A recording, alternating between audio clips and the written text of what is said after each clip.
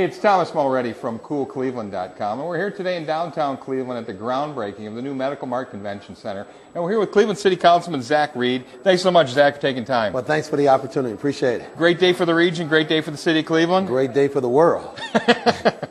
What does it mean for the world? What does it mean for the industry, outside of this region? Are they going to look at Cleveland differently because of this? Well, it's going to look at Cleveland differently, but what it's going to actually do is it's going to continue to say that we're going to be the medical hub for the entire region, for the entire nation, and then the world will look at us in that way. And then as we innovate and think of new ideas as it relates to medicine, hey, it's going to be created right here in the city of Cleveland. The city, yes. The county, yes. The region, yes. What about your ward? What does this project specifically mean to the folks in your ward? Because we know a lot of the big companies and a lot of the big players that were out taking applause today, they don't live in your ward. They don't need the jobs that your ward needs. What is it going to mean for your ward? Well, I think you heard Chris Kennedy started off with who? He started off with the hotel workers. He started off with taxi workers. He started off talking about the hospitality people. Those people do live in my ward.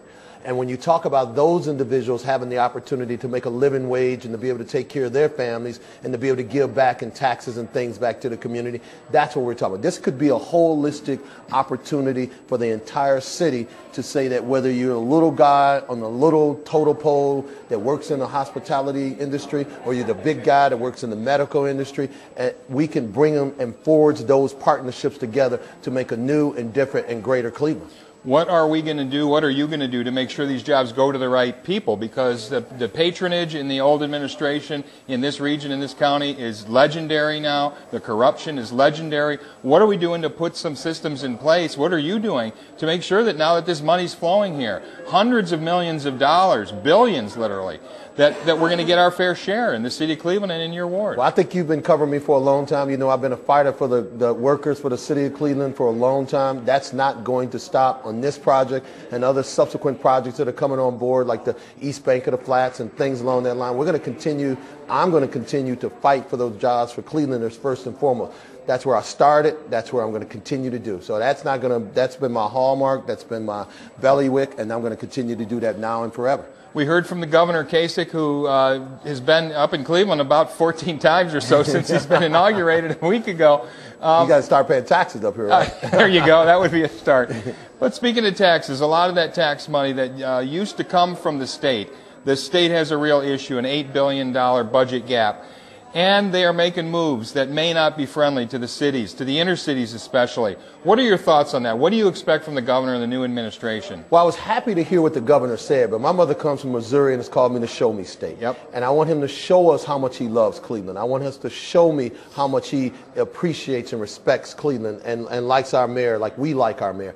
And that respect will be in a reciprocal opportunity when it comes for funding, for legislation, for things along that line. At the end of the day, we're going to have to spend our way out of this deficit.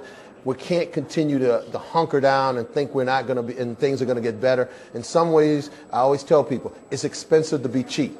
So we're going to have to do some things differently. And one of those things we're going to have to do is invest in our cities and invest in these inner cities to get these inner cities moving again.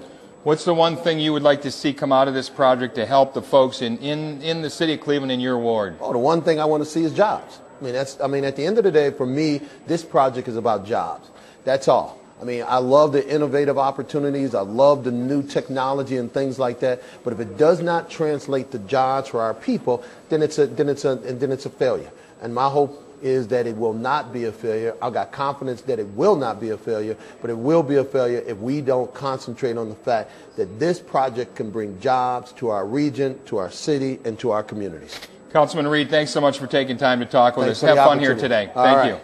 Hey, it's Thomas Mulready from CoolCleveland.com. Have a great week in Cool Cleveland.